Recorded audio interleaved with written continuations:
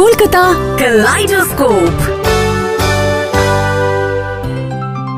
আমার কাজিন কুহু বিদেশে এত বছর থাকলেও কলকাতায় এলে নিউ মার্কেটের কথা শুনলে এক পায়ে রাজি। একদিন আমার সঙ্গে বেরোলো শপিং করতে, হঠাৎ বলে উঠলো, দেখো দাদা, কলকাতায় এত malls, but new market is never old. একটা বেশ ওল্ড ওয়ার্ল্ড চার্ম আছে, তাই না? সে আর বলতে, new market is an emotion to the people of Kolkata. আচ্ছা দাদা, এই মার্কেটের নাম নিউ মার্কেট কেন? ইনফ্যাক্ট এই মার্কেট সেই ব্রিটিশ আমলে তৈরি, জানিস তো?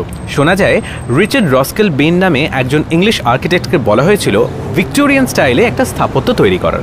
1873 সাল থেকে কাজ শুরু হয়। তারপর কলকাতা কর্পোরেশনের চেয়ারম্যান স্যার স্টুয়ার্ট হগ দায়িত্ব নিয়েছিলেন নিউ মার্কেট তৈরি করার, এবং 1903 সালে the market was open to the general public.